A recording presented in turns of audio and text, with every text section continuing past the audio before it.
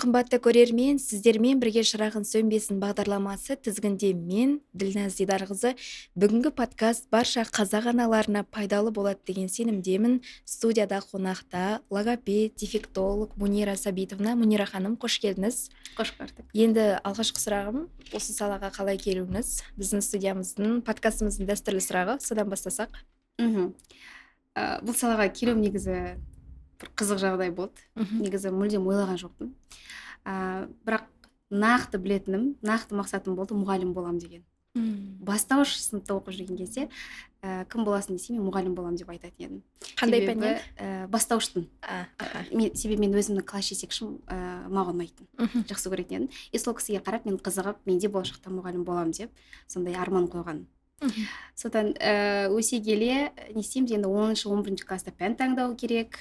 Содан кейін туысқандар сұрай бастайды ғой. Кім боласың деп, сосын мен айтамын, мұғалім болам. Қазақ тілі немесе әдебиет пәнінің мұғалімі болам, болмаса бастауыш, мұғалім болам дейді. Сөйтіп жан жақтан мені неғылды, ойымды жаңағы айнытты. Мунира, өзімнің сынып жетекшім сол кездегі. Не істейсің, өмір бойы ручка дәптер ұстап өтесің, зарплатасы аз, ол кезде зарплатасы аз еді ғой. Нервің кетеді, шаршайсың деп, сосын жан жақтан туысқандарды айтты. Өмір бойы дәптер ручка ұстап өтесің ба, мектептен басқа ештеңені көрмейсің деген сияқты. Солай ойымды айнытты. Сосын бірақ менде әлі де ондай құлшыныс бар да ішімде, мұғалім болам деген. Сосын бір кезде мама ұсынды, Мунира, может, логопед көресің, сондайды қарастырып көрші деп. Мен ол кезде барлығы жалпы білетіндей, логопед кім деген кезде жалпылама білеміз, жаңағы тұтықпа балалармен жұмыс жасайтын, р-сын айта алмайтын балалар, сонда мен жұмыс істейтін маман деп қана білетінмін. Сосын сол кезде бірден интернетті аштым, сөйтсем 4 саласы бар екен оның. Сосын ештеңе бәрібірде андай бетін ғана білеміз ғой. Сөйтіп тұрдым да, хорошо, логопед болам дедім. Бірақ бір білетіндім, жалақысы жақсы. Сол кезде де мамандар аз, бірақ балалар көп екенін білетінім де. Шыны керек, жалақысына қарап мен неғылдым, хорошо болам дедім. Сөйтіп болатын болдым. Сосын неге түстім универге, 4 жыл оқыдым, бірақ 4 жыл бойына менде қызығушылық болған жоқ. Мүлдем қызығушылық болған жоқ, бірақ балалармен жұмыс істейтін маған ұнайтын. Мен балаларды жақсы көрем. Өзім балаларды жақсы көрем, ойнатам, племянницаларымды, сестренкаларымды. Сөйтіп түстік, ол кезде андай бірінші курста студенттік шақпен жүресің ғой. Соның буымен ештеңе ойлаған жоқпын. Солай 4 жыл бойы біз 1,5 жыл карантинде жаттық. Содан кейін қызығушылық мүлдем болған жоқ. Содан кейін 4-ші курста бірақ менде жаңағы практикаға жібереді ғой. Сол кезде частный коррекционный центрға бардым. Сол жерде апайлардың қалай жеке жұмыс жасайтынын көрдім. И сол кезде ғана барып менде қызығушылық ашылды. Оған дейін 3-ші курста бізде тоже практикаға жіберген кезде мен ауыр топтағы балалардың несіне бардым да, топқа. Ауыр дәрежедегі бұзылысы бар балаларға.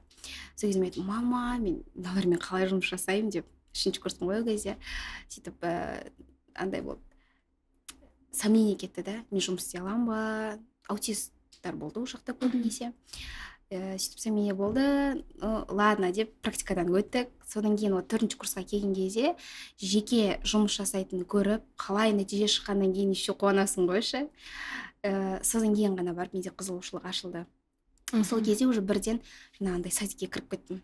Ол кезде де андай ғой, тек аутисттар баратын садикке кірдім, содан бері жұмыс жасадым. Керемет. Енді бұрын тек қана балаларда мәселе кездесетін болса, р-мен ғана шектеліп қалатын, көп болса р-ға тіл келмейтін бала.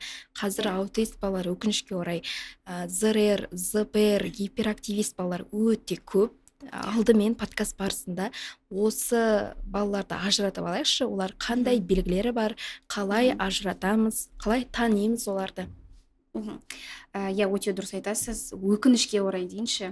Өкінішке орай ерекше балалар саны артуда. Шыны керек, жүрегім ауырады. Қазір ЗРР десе нормально деп қарайтын болдық ше. Шыны керек, ЗПР-ді де нормально деп қарайтын болдық. Неге? Себебі қазіргі таңда ЗПР балалар өте көп. ЗПР деп отырғанымыз задержка психического развития. Яғни баланың психикалық дамуы артта қалуда. Өзінің биологиялық жасында. балада түсінік болмайды, жаңағындай ойыншықпен қалай ойнау керектігін білмейді, өзінің атына қарамайды деген белгілер болады. Ол ЗПР.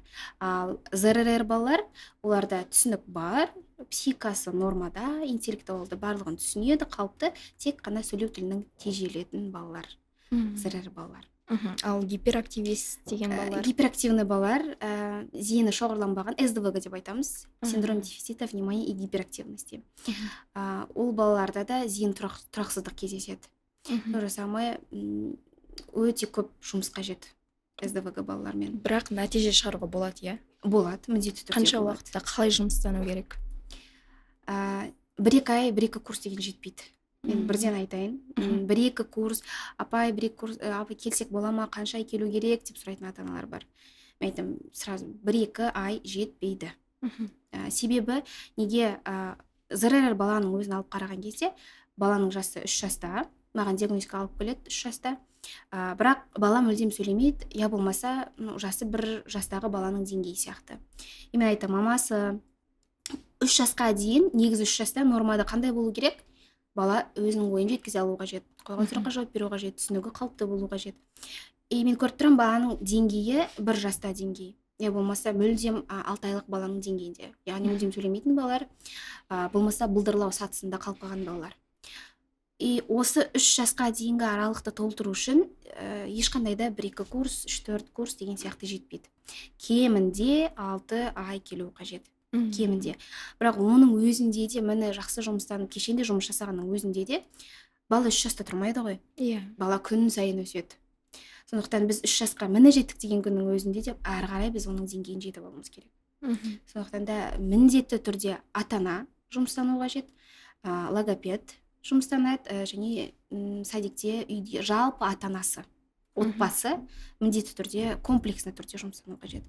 Сол кезде нәтиже тез болады. Бір ғұламаға ана 2 жасар сәбиін алып келген ғой, баласын. Баламды тәрбиелеуді неден бастасам болады десе, ғұлама айтқан екен, сіз кешігіп қалдыңыз, бала құрсақтан бастап тәрбиеленеді деп.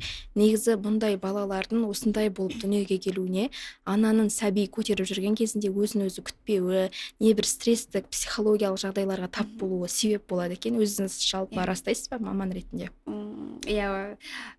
Өте дұрыс айтылған сөз.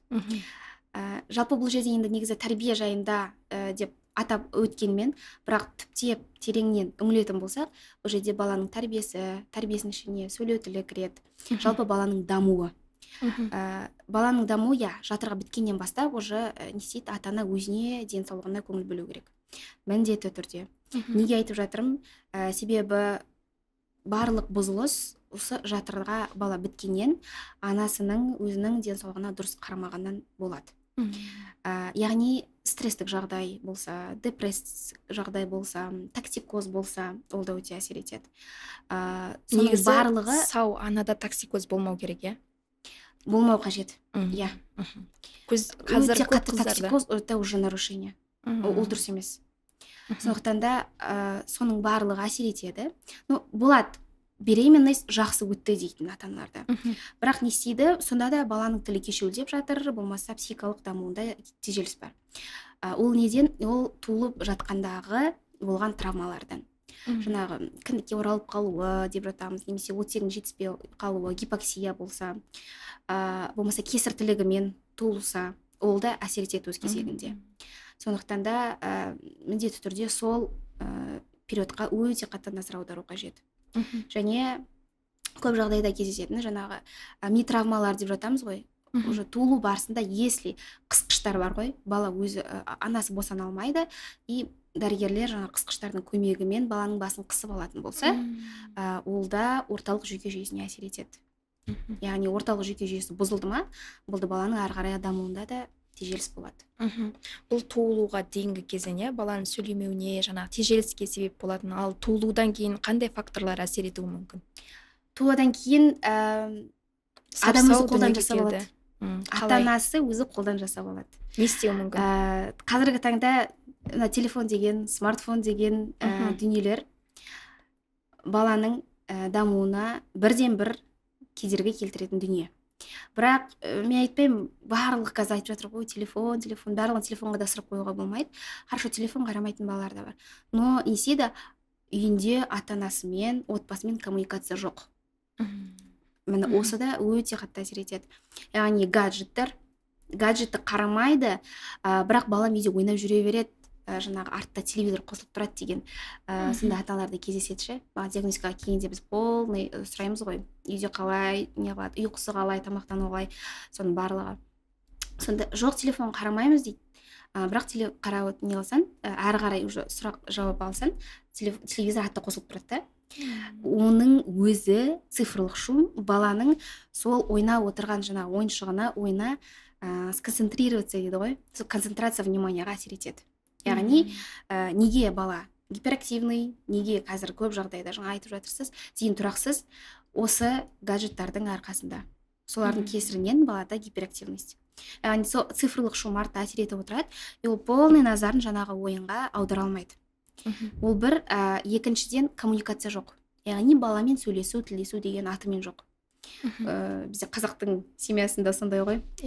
Жаңағындай адам келсе, қонақ келсе, соларды бірінші орынға қояды да, баласын телефон жаңа отырғызып қояды. Қонаққа барса да, балдар өздерің тыныш отырыңдаршы деп бір бөлмеге қамайды, бәріне телефон, тіпті жақсы, ондай болмаса да, енді қонақ күнде келіп жатпайды деген күннің өзінде не істейді, мамасының өзі телефонда отырады.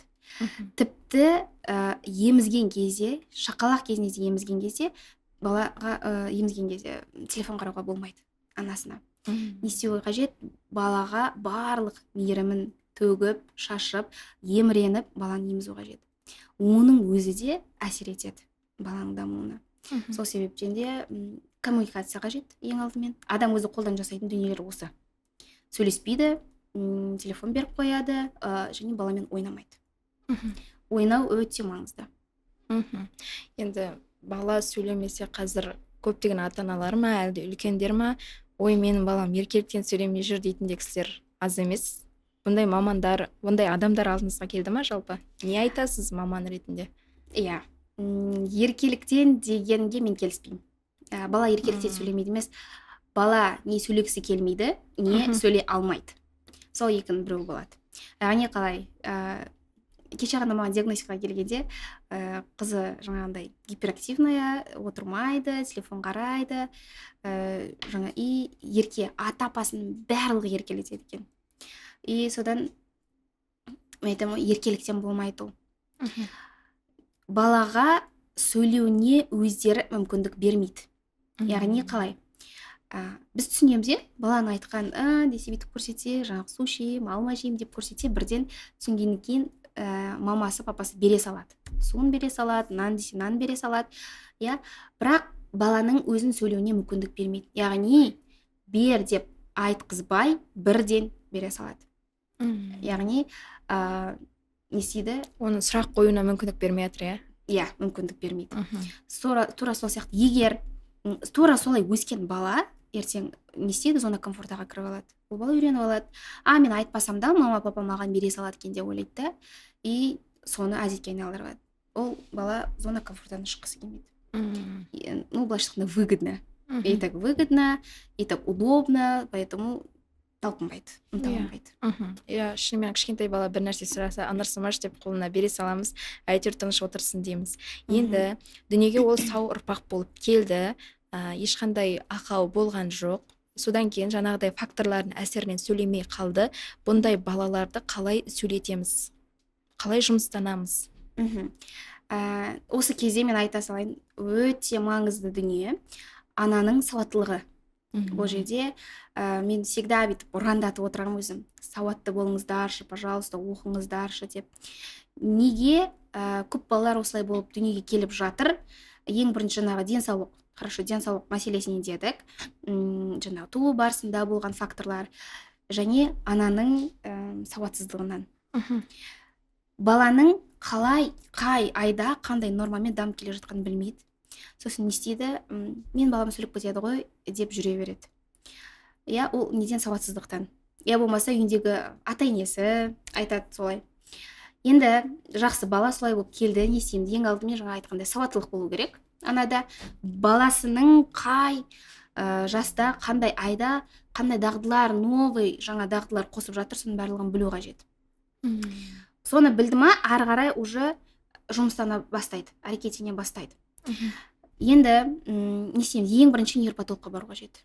Қазір мынандай аналар көп, жаңағы инстаграмда ашсаң комментарийға жазады да, мен балам 3-те сөйлемейді, мен балам 5-те қытайша сөйлейді деген. Мен айттым, айналайын, инстаграм комментарийға жазғанша алып бар сол маманға, кімге жазып жатсың соған алып бар деп айтқым келеді. Хорошо, может басқа қалада шығар, бірақ ең алдымен нейропатолог маманына алып баруды білмейді. Не істейміз, ең бірінші нейропатолог маманына алып барамыз. Ол сізге направление береді. Яғни балада қандай бұзылыс бар тұр, может сенсорлы интеграция керек балаға, может логопед керек, мүмкін дефектолог керек, мүмкін аботерапист керек деген сияқты. Тура сол сияқты направление береді, и ары қарай барасыздар маманға. Содан кейін не істейді, логопедке жақсы, логопедке жазып берді, логопедтің диагностикасын өтесіздер и баламен жұмыстанады. Плюс үйде анасының өзі жұмыстану қажет. Маман тек қана 70% ғана, 30% ғана көмектеседі, яғни бағыт бағдар береді. Қалған 70% ол баламен және ананың жұмыстануының нәтижесі. Тек қана сол. Сондықтан да барлық жауапкершілікті маманға асырып қоюға да болмайды. Бұл жерде мама да жауапты, иә? Тікелей. Себебі неге? Бала мамасының айтқанын жақсы қабылдайды, тез қабылдайды. Маманға қарағанда. Ол қанша жерден білікті, білімді маман болсын, бірақ та өзінің туған шешесі болғандықтан, туған шешесінің айтқанын қабылдайды. Жақсы қабылдайды, тез түсінеді. Сондықтан да міндетті түрде үйде ата-анасы жұмыстану қажет. Енді өзіңіздің алдыңызға келіп жүрген балалар туралы сөз қозғасақ, қандай балалармен жұмыстанасыз? Мүмкін алғаш осы салада жұмыстанып жүргенде есіңізде қалған ерекше балалар бар шығар, сол туралы айтсақ. Қазір біз деген таңдамаймыз ғой. Мен өзім логопед дефектологпын ғой. Логопедпін, жоқ, мен қазір дефектологпын деп олай бөліп жарып, мен мына баланы қабылдаймын, мына баланы қабылдамаймын деп айтуға біздің құқымыз жоқ. Болады, қазір тек қана негізі логопедиялық бағытта жұмыс жасап жүрген мамандар өте аз. Таза логопедия. Яғни логопед мамандар немен, ол в основном сөйлеу тілінің бұзылыстарымен жұмыс жасайды.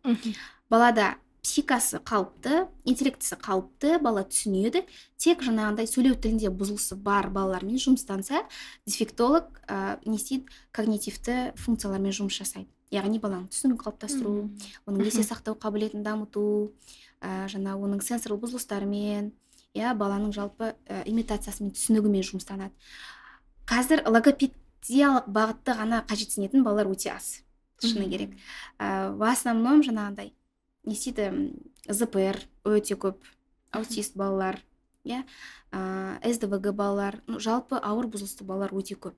Ондай жағдайда бізге дефектологтың бағыты қажет болады. Сол үшін де барлық баланы қабылдаймыз. Яғни өте ауыр, прям если аутист баланың да түр-түрі болады. Егер сондай ауыр бұзылыстағы, ауыр деңгейдегі аутист бала болатын болса, онда біз бірден неге жібереміз? Психотерапевт болмаса жаңағы ABA мамандарына. ABA мамандар тек сондай аутист балалармен жұмыстанады. О жақтан үйреніп келіп, содан кейін ғана барып дефектологқа келеді. Сосын ғана барып дефектологтың жұмыстарын бағытын қосамыз, сосын барып біз логопедиялық жұмысты қосамыз. Яғни сөйлеуге ынталандырамыз. Логопедтің жұмысы речевой нарушениемен дедім ғой. Ең бірінші түсінік қалыптастырып аламыз. ЗПР балаларда көбінесе болатыны түсін қалыптаспайды, оған ең алдымен мә, му, мынау сиыр, амир, мынау алма деп айта алмайсыз. Сол үшін ең бірінші дефектологиялық бағытта біз түсінік қалыптастырамыз. Бала түсінеді, сіздің айтқаныңызды қабылдайды, содан кейін ғана барып біз не істейміз, запуск речи методикасын қолданамыз. Ал өзіңіздің есте қалған ерекше балаңыз қандай, кім еді, қалай жұмыстандыңыз? Кейіпкеріңіз мүмкін? Ондайлар көп. Қазіргі күнге дейін прям 2 жылдан бері келіп жүрген оқушыларым да бар. Нәтиже өте жақсы. Соның арқасында қазіргі күнге дейін жалғастырып жатқан оқушылар бар. Біз басқа центрге, адреске көшіп кетсек, қайтадан сол көшкен адреске қайтып келеді. Алыс болса да, жақын болса да келеді. Мира Сабитовна деп. Сондағы инстаграмда да айтқам, Каусар деген оқушым. Ол тұтықпамен келген болатын маған.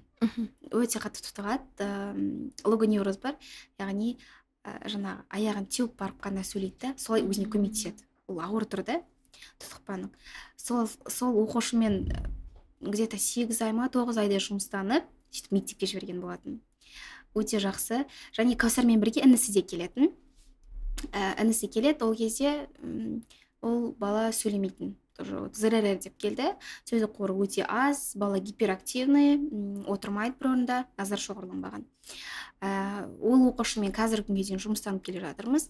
Енді мектепке дайындап жатырмыз. Келесі жыл бұйырса мектепке барады. Барлық дағдысын қалыптастырып, енді байланыстырып сөйлеу тілімен жұмыстанып жатырмыз. Өте жақсы. Айта берсем оқушыларым көп. Иә. Керемет. Енді қазір көп жерден естимін. Қазір бұрын болмады ғой, қол моторикасы деген термин болмаған сияқты, бірақ бізде нағыз моторика бізде болып той, қолмен ойнау, немен ойнау, не барлығын ұстаппыз. Енді осы ретте қазіргі балаларды ата-аналары қалай моторикасын дамыта алады, не істеу керек үй жағдайында? Негізі шын өте дұрыс айтасыз. Барлық сенсорика, моторика, сенсориканың барлығынан біз өттік, ойнадық. Сол үшін шығар біздің поколение өте жақсы дамыды. Енді тура біз қалай ойнадық, қазіргі балаларды да мамасы, папасы үйінде солай ойната алады. Бір жаңалық ашатындай ондай дүние жоқ, бір аспаннан алатын дүние жоқ. Қарапайым не істейді үйінде, тамақ жасап жата ма, кішкене қамырын беріп қойсын баласына. Не істейді, анау қамыр ол бізде тактильный сезім мүшесін дамытады. Оның жұмсақтығын сезінеді, оның формасын сезінеді, бала қолымен ұстайды, бізде не істейді, ол жерде уже моторика, ұсақ моторика жұмыс жасап жатыр. Көреді, оны жаңағы оқтауды алады да, ол да жаям дейді. Тура сол сияқты болмаса домалақ пішін жасайды. Солай қарапайым тамақ жасап жатқан кезде можно сондай беріп қоюға. Оны беріп қойсын, су беріп қойсын, өзі кішкене ойнап отыра берсін. Жаңағыдай біз не істейді, ой, төгіп алады тамақты, өзі жеп пока қасықпен салып жатады, болмаса бүлдіреді, төгеді, үстіне шашады деп бермейді. Наоборот беру керек. Бала егер оны жасамаса, ол қалай жаңағы біледі, қалай үйренеді. Егер өзі тамақты төгіп шашып жемесе, ол бала қалай үйренеді ертең шашпай жеуді. Тура сол сияқты далаға шықсын, пожалуйста. Далада не бар, топырақ бар, құм бар, алсында су қойып соны лай қылып ойнасын. Қарапайым дүниелер. Үйдегі тіпті хорошо, қазір домда ғой көбісі. Ауылдық жерде тұрмайды. Хорошо, домда не істейді? Детский площадка бар емес пе? Соған алып барсын. Бізде не істейді? Ол кезде качелясы бар, жаңағы өрмелейтін нелері бар, лестницаға мінеді. Ол кезде барлық бізде жалпы моторика, жалпы дененің моторикасы жұмыс жасайды. Сондай жерге алып барып ойнату қажет. Просто қарапайым бір сөз, ойнату қажет. Бала ойын арқылы дамиды, ойын арқылы ойланады. Міне, аспаннан алып тұрған дүние жоқ, велосипед айдасын. Болмаса үйдегі қарапайым алып береді ғой ойыншықтар, посуда, қоршақтары бар, жануарлары бар. Қазір жақсы неше түрлі ойыншықтары бар. Неше сонымен жаңа куклаға әлди дегеннің өзі бізде логарифмика. Логарифмика деп отырған жаңағы әндету арқылы баланың естіп қабылдауын дамыту. Не істейміз, запуск, уже сол кезде запуск речи жүріп жатыр. Кішкентай кезінен прям жұмыстан бастау қажет. Ден шайқадыңыз, балада не болады? Түсінік қалыптасады. Значит, әлдеді осылай жасаған кезде ұйықтайды екен деген түсінік қалыптасады. Деп көтінен қағасыз, балада сондай түсінік қалыптасады. Значит, ұйықтату үшін осылай жасау керек екен. Не істейсіз? Деп әлде айттыңыз, әлде, значит, әнді айту керек екен. Деген сияқты бір ойынның өзінен балада бірнеше дағдыны дамытуға болады. Сондықтан да бір күшті ойыншық алып келудің қажеті жоқ. Үйдегі бар доппен, бар жаңағы қуыршақтармен, ыдыстармен ойнап дамыта алады. Керемет. Енді осыған дейін осы тақырыпқа жақын бір подкастта маман айтқан болатын, 1,5 жастағы баланың сөз қорында 150 сөз болу керек деді. Біз соны монтажерларымыз алды, рилс қылып тиктокқа салып жіберді. Ана өтіп кетті де 2000-ға жоқ енді пікір келген. Оқимын. Ата-аналар келіспейді. Қайдағы 1,5 жастағы менің балам тек қана мама, папа, су, сүт, нан басқасын айта алмайды дейді. Енді ананың 90% пікірі сондай. Негізі өзіңіз осы пікірмен келісесіз бе? Баланың сөз қоры қай жаста қандай болу керек? Енді бір жаста 150 сөз білу қажет дегенге мен келіспеймін. Бірақ біліп жатса әрине өте күшті. Бірақ ол нормада олай емес. Негізі норма бойынша қазір ондай балалар саны өте аз. Біз айтамыз, норма бойынша бір жарым жаста 15-20 шақты сөз білу қажет деп. Егер сондай бала кездессе, біз шыны керек мен таң қалатын деңгейге жеттім. Сондай сөйлеп тұрған баланы көрсем мен таң қалам. Өйткені бұзылысы бар бала көп келгендіктен нормадағы балаға маған уже бір түрлі де шығарады. Басқа әлем. Иә, жат. Сондықтан да не істеуіміз қажет? Жаңағы айтқандай, бір жарым жаста 15-20 сөз, яғни қарапайым, оңай сөздер. Жаңағы ата, апасы бар. Бірақ 5-6 сөз деген өте аз. Тіпті сөйлемейтін балалар да бар. Ол ондай кезде надо бить тревогу, дабыл қағу қажет. Ертең 3 жасқа келеді деп күтіп жүрмей, 3 жасқа келгенде сөйлеп кетеді деп. Жоқ, міндетті түрде үйде жұмыстанса, жаңағы ұсақ моторикасымен, жалпы моторикасымен, онда бала нормамен келеді. Енді қараңыз, ең бірінші негізі сөйлемейтін бала деген жоқ. Барлық бала сөйлейді, және барлық баланы сөйлетуге болады. Ол қалай? Ең бірінші туылған кезде не істейді бала? Жылайды, айғайлайды. Міне ол соның сөзі. Ең алғашқы сөзі сол. Яғни бізбен ол жылау арқылы тілдеседі. Айғайлау арқылы тілдеседі. Содан кейін 2-4 айына қарай балада гуілдеу процесі болады. Яғни дауысы дыбыстарды әндетіп айтады. У, и деген сияқты. Сосын не істейміз? 5-8 айына қарай балада бұлдырлау процесі болады. Бұлдырлау жаңағы дауысы дыбыстарға біз еріндік дауысы дыбыстарды қосамыз. Яғни би, ма, му деген ол бізде бұлдырлау процесі. Міне, егер осы процесстер кеш болды ма, балада алғашқы сөз кеш дамиды. И дальше сөйлеу тілінің кежелуі кездеседі. Егер бірден жаңағы туылған кезде жыламаған бала, ертең по-любому бір бұзылыс болады. Оны да ескеру қажет. Сондықтан да міндетті түрде жылауына мән береміз, гуілдеуіне мән береміз, бұлдырлауына мән береміз. И не істейміз, содан кейін 1 жаста уже бізде алғашқы сөздер пайда болады. Жаңағы су, үф деп айту мүмкін. Атасы бар, апасы бар, әжесі бар. Егер 1 жаста осы сөздерді хорошо айтпады, не істейміз? Алдымызға келеді 3 жастағы бала, біздің жұмысты неден бастаймыз? Баланың қай деңгейде тұрғанын анықтап аламыз. Сол деңгейден бастап дамытасыздар. Иә, міндетті түрде. Егер гуілдеу процесінде тұрма, бала я болмаса мүлдем сөйлемейді, болмаса тек дауысы дыбыстарды айтады, ол 3 жаста болсын, ол 5 жаста болсын, міндетті түрде сол деңгейден бастаймыз. Сол сияқты есеміз бір жарым жаста 15-20-30 сөз болу міндетті түрде. Содан кейін 2 жасқа қарай балада 100-150 сөз болу қажет. Сосын 3 жасқа қарай ол прям резко өседі. Сөздік қоры 1000 сөзге дейін барады. Міне осы аралықта өте қатты мән беру қажет. Ол күтіп отырмай. Енді біз сөздерді санамаймыз ғой. Хорошо, санамайды, ол ешбір ананы санамайды. Өзінің ойын жеткізе алу қажет. 1 жаста жеке сөздерді айта алу қажет. 2 жаста сақауланып болса да 2 сөзді қосып айту қажет. Сөз тіркестерін қолдану қажет, иә? Иә. 2 сөзді қосып айту қажет. 3 жаста 2-3 сөзден құралған бір сөйлем айту қажет. Міндетті түрде. 4 жаста садикте не істедің, болмаса жаңағы үйде не істедіңдер деп сұрақ қойған кезде жауап бере алу қажет. Осылар болмады ма, все, мамаға жүгіну керек, міндетті түрде. Осыны өте қатты ескеру қажет. Мына пікірден кейін ата-аналардың көңілі тыныштанған сияқты. Себебі енді келген пікірлерде сөз жоқ. Мынадай да бір хат келіпті көрерменнен. Балам 2 жаста сөйлемейді, бірақ бәрін түсінеді дейді. Бұл қалыпты емес, иә? Ондай жағдайда не істейміз? Тағы да маманға барамыз. Иә. Сөйлемейді. Көп ондай ата-аналар мен өзіме де өте көп келеді. Бәрін түсінеді дейді, бірақ істе деген істе, бер деген береді дейді. Бірақ бұл жерде ескеру қажет, мына дүние бар да.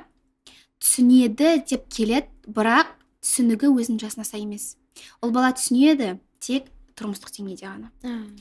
яғни не істейді, күнде үйде көріп жүрген несін, есікті жап, қасықты алып кел, Амир, бар жат, болмаса свет өшір дегендерді ол бала біледі. Өйткені күнделікті автоматты түрде жасалып жүрген, айтылып жүрген сөздер болғандықтан ол оны жаттанды түрде автоматты түрде жасайды. Не істейді, біз оның алдымен түсінігін тексереміз. Мамасы осылай түсінеді, бірақ сөйлемейді деп келген кезде алдымен не істейміз, түсінігін тексереміз. Яғни жануарларды біледі ма? Ол мүмкін хорошо дыбыстарын салу мүмкін, сөйлесе де сөйлемейтін бала болса да дыбыстарын салу мүмкін, бірақ 2 жаста ол норма емес. Тек қана дыбыстарын сала, аттарын айту қажет. Не істейміз? Болмаса маған жаңа карточка ойыншықтарды қойсам, маған сиырды бер десе, сиырды емес, басқа жануарды береді. Бірақ не істейді? Үйінде жаңағындай бытовой деңгейде ғана түсінеді, бірақ мен айтқан тапсырмаларды, мен айтқан нұсқауларды түсінбейді. Бұл уже түсініктің өзінің жасына сай еместігі. Сол үшін де алдымен түсінікті қалыптастырамыз. Жақсы түсінеді, бірақ жаңағы сөйлемейді деген анаға біз запуск речи программасын жүргіземіз. Яғни запуск речи айтып тұрғанымыздай, бала қай деңгейде тұр, сол деңгейден бастап жұмыстанамыз. Яғни запуск речи өзінің этаптары бар арнайы. Біз сабақта не істейміз, соны ата-анаға айтамыз каждый сабақ, сосын үйге барып соны бекіту қажет. Міндетті түрде. Ол неден болады? Түсінеді, бірақ сөйлемейді. Хорошо, түсінігі де қалыпты шығар. Түсінігі де қалыпты, бірақ сөйлемейді. Неден болады? Бала мүмкін естіп қабылдау бұзылған. Балада мүмкін естіп қабылдау деген бөлек, есту деген бөлек та. Есту аппараты арқылы біз құлақпен естиміз. Естіп қабылдау деген сіздің айтқаныңызды қабылдауы, яғни миында анализ синтез жасауы. Осы 2 жағдайға да өте қатты назар аудару қажет. Жаңағындай түсінеді, сөйлемейді, ең бірінші түсінігін тексереміз, жоқ болса қалыптастырамыз, плюс запуск речи этаптарын жүргіземіз. Соның барлығын диагностикаға келген кезде толыққанды тексеруден өту қажет. Қазіргі жас аналар, әпкелер, жеңгелер ренжімесін, бірақ қазір технологияның дамып кеткен сонша өзі баланы тербетіп, өзі ұйықтатып, жыласа жұбатып алатын бесіктер өте көп. Қазір әлде деп тербетіп отыратын ана аз сияқты. Осы процесс туралы өзіңіз не ойлайсыз? Бесік, негізі жаңағы бесікті жатқызбаңыздар деген мамандармен мен келіспеймін. Баланы наоборот бесікке жатқызу қажет. Шын, қазір кәдімгідей біздің кезімізде, біз туған кезде не істейтін барлығымыз бесікке бөледі.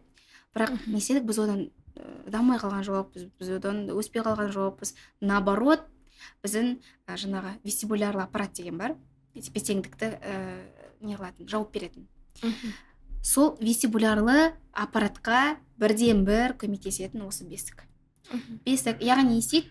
Бала шайқаған кезде, бала өзінің жаңағы бүйтіп жатады ғой, байлап қояды, құндақтап қояды. Бала өзінің денесін сезінеді. Ол бір бізде, осы сенсорлы бұзылыстар болмайды.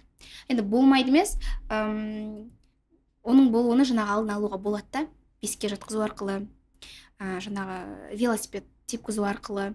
Осының барлығы вестибулярлы аппаратқа тікелей көмектеседі. Плюс жаңағындай қазір айтып жатырсыз ғой, электронный бесіктер. Ютубтан ән қосып қояды, тербетіп қояды сонымен. Оны да қарау керек. Бірақ та бесікті алмастыра алмайды. Біріншіден өзі қазақ деген бекер айтпайды ғой. Асты таза болады дейді, баланың ұйқысы тыныш болады дейді. Соның барлығы қазір негізі қайтадан келіп жатыр. Бесікке жатқызу, соның жаңағы альтернативті варианттарын шығарып жатыр ғой. Осындай велосипед тебу, самокат тебу деген сияқты. Мен оны құптаймын. Негізі жатқызу қажет. Біріншіден жаңағы асы таза болады, ұйқысы тыныш болады и вестибулярлы аппараты дамитын болады баланың. Енді осы сала туралы подкаст алдында сұрап қалдым. Бұл қазір арнайы мамандық университетте оқытылады деп. Осы салаға мүмкін түскісі келіп жүрген көп жастар, оқушылар, шәкірттер білмеуі мүмкін. Бұл салаға қалай түседі? Мектеп кезде БТ-да не таңдау керек? Қалай дайындалу керек? Негізі бұл 3 ай 6 ай курста оқып жаттап алатын, маман болып кететін дүние емес негізінде. Осы туралы айтсаңыз. Астын сызып өтейін. 3-6 ай курс оқып, логопед болып кете алмайды. Ең алдымен мен айтайыншы, баланы жақсы көру қажет. Балаға деген махаббат, сүйіспеншілік болу қажет. Міне сондай адам ертең логопед болып жұмыс жасай алады. Бірақ та біз не істейміз, ең алдымен бәрібірде өзінің универ бар, 4 жылдық универін оқимыз. Ол үшін қазіргі жас түлектерге, қалап осы мамандыққа түскісі келетіндерге биология және география пәнін таңдайды. 2 қосымша пән ретінде. Содан кейін сол балды алып, документтерін алып, универге барып тапсырады. Бізде Алматыда 2 универде ғана бар деймін. ЖМП-да және КЗМП-да. Ал бал қандай балмен түседі? Дефектологияға арнайы педагогика деп не қылады. Арнайы педагогика факультеті мамандығы өте жоғары бал. Грантқа түсу үшін где-то 100-дің үстінде алу қажет. 100-дің үстінде алу қажет. Содан кейін бізде грантқа түсе алады. Бірақ мен өзім платно оқығам, ол жерде айтайын. Платно оқысам да, мен айтып ғой, мен таза практика маманмын. 4 жыл теория ол бөлек, практика ол бөлек. Теориядан да үйренгеніміз бар, бірақ та теориядан кейін практикаға келген кезде мүлдем ол екеуі 2 түрлі дүние. Сол үшін де мен айтып жатқаным, ең бірінші баланы жақсы көру қажет, баламен жұмыстану ұнау керек сізге. Міне сол кезде және стресс устойчивый болу керек. Және өзінің мамандығын жақсы көру қажет. Міндетті түрде. Керемет. Өзінің мамандығын жақсы көру керек. Түртіп нәрсе. Қазір бар жақсы. Басқа мамандықта оқып, бірақ өзінің баласы мотивация болып, осы салаға келіп жүрген аналар да бар. Болмаса басқа балаларды көріп, болмаса өзінің інісі я туысқаны себепкері болып, осы мамандыққа түсіп жатқан мамандар да бар. Мен айтпаймын, что 3-6 айды курсты оқып, прям бірден логопед болып кетті. Оған уақыт керек, оған тәжірибе керек, бала оқу қажет, маман оқу қажет. Міндетті түрде. Болады, мен кінәлағым келмейді, что курс оқып, әрі қарай логопед болып жұмыс жасап жатқандарға. Мүмкін сондай, жаңағы баласы себепкері болып, осы мамандыққа қызығушылығы танытып, өзінің баласына көмектесемін, басқа балаларға көмектесемін деген ниеті, ең алдымен ниеті дұрыс болу қажет. Сол ниеті дұрыстап барып оқыса, ол логопед болып жұмыс жасай алады. Және ол енді ол адамға бәрібір көп оқу қажет. Жалпы универ оқыса да әрдайым біліктілікті арттыру курстарын барып жүру керек, оқып жүру қажет. Міне сондықтан да оқу және оқу деп бекер айтпаған. Керемет. Бір баланы, бір тәжірибені қолданып, осы баламен жұмыс істедім деп барлық балаға көмектесе алмау мүмкін, себебі бір деңгей, бір әдіс барлық балаға өтпеуі мүмкін. Енді бізді көріп отырған ата-аналарға, әлі тұрмысқа шықпаған, университетте өкінішке орай ешбір қызға ана болуды, бұндай балалармен жұмыстануды үйретпейді. Көрерменге қандай кеңес айтасыз? Басында айтқандай, сауаттылық болу қажет. Қыз балаларда ең алдымен денсаулық сауаттылығы болу қажет. Және мен өзімнен қосып айтарым, жалпы қыз баласына финансовый грамотность болу қажет. Содан кейін оқу жазу сауатты болу қажет. Сосын интимді сауатты болу қажет деп ойлаймын. Міндетті түрде. Және жаңағы баласына келген кезде өзінің денсаулығын сауат и баласының даму сатысындағы сауаттылық болу қажет. Осы 5 сауаттылық болса, ол былайша айтқанда любой жерді тесіп шыға алады. Ең бірінші өзінің өміріне жақсы көмектесе алады, және баласына. Неге денсаулық, жаңағы айтқанда ең бірінші ол жатырға біткеннен бастап никакой жаңағыдай стресстік жағдай, депресстік жағдай деген болмау керек. Былайша айтқанда расслабленно өту керек қой, беременность. Сосын жаңағындай не істейміз, денсаулықтарын жөндеу қажет, және бала туылғаннан кейінгі сол сауаттылықты меңгеру қажет. Яғни баланың даму нормасын. Міне осыны міндетті түрде түртіп алу қажет. Және неге үкімет 3 жыл декрет береді? Оның өзінде де кәдімгідей мән мағына жатыр. Себебі туылғаннан бастап 3 жасқа дейінгі баланың дамуында өте қатты ескерілетін дүниелер бар. Баланың миы 3-4 жасқа дейін губка сияқты болады. сіз қандай ақпарат айтасыз, соның барлығын сіңіріп алады. Яғни баланы ерте жастан дамытқан сайын оның жаңағы сөйлеуге ынталануы, сөйлеп кетуі, жалпы түсінігінің қалыптасуы, барлық даму сатысы тез болады және жақсы болады. Сондықтан да пока вот миы сіңіріп алып жатыр губка сияқты, сол кезде прям қатты кешенді түрде жұмыс жасау қажет. Міне бізде не істейді, баланы садикке береді, өзі жұмысқа шығып кетеді. Иә, мен бір айында 2 айында жұмысқа шықтым деп мақтанып кетеді әрі мен уже үйде қалған жоқпын, отырған жоқпын. Иә, ну ең бірінші ол жақсы жұмыстандыңыз, ол ақша по-любому ертең бала кешеуіл деп жатыр ма, сол ақшаның бәрін балаға береді. Қайта кетеді, иә. Қайта кетеді. Сол үшін де міндетті түрде 3 жасқа дейін үйде отырып шұғылдану керек баламен, ойнау қажет, баламен сөйлесу қажет, телефон бермей, иә, жұмысқа шықпай. Сол үшін де бекерден бекер бермейді ғой 3 жылдық декреттік демалысты. Керемет, өте пайдалы подкаст болды. Қыз бала сауатты болу керек деген әсіресе түртіп қоятын жер екен. Өзімнің құрбым бар, неге тұрмысқа шықпайсың деп сұраған сайын ол айтады, Мағжан Жұмабаевтың педагогика кітабын оқыған жоқпын дейді. Себебі ол кітапта бала қалай бесікке жатады, қашан ет жеу керек, қашан тамақ ішу керек, қалай ұйықтау керек, бәрі жазылған екен. Мүмкін тым болмаса сол кітапты оқып тұрмысқа шығыңыздаршы деп айтамыз да біз қыздарға. Енді подкастымызға қонақ болғаныңызға көп рахмет, Мунира ханым. Мен осындай білімді, сауатты қыздардың барына қуанамын. Құрметті көрермендер, подкаст ұнаса лүпіл басып пікір жазуды ұмытпаңыздар. Келесі кездескенше аман сау болыңыздар.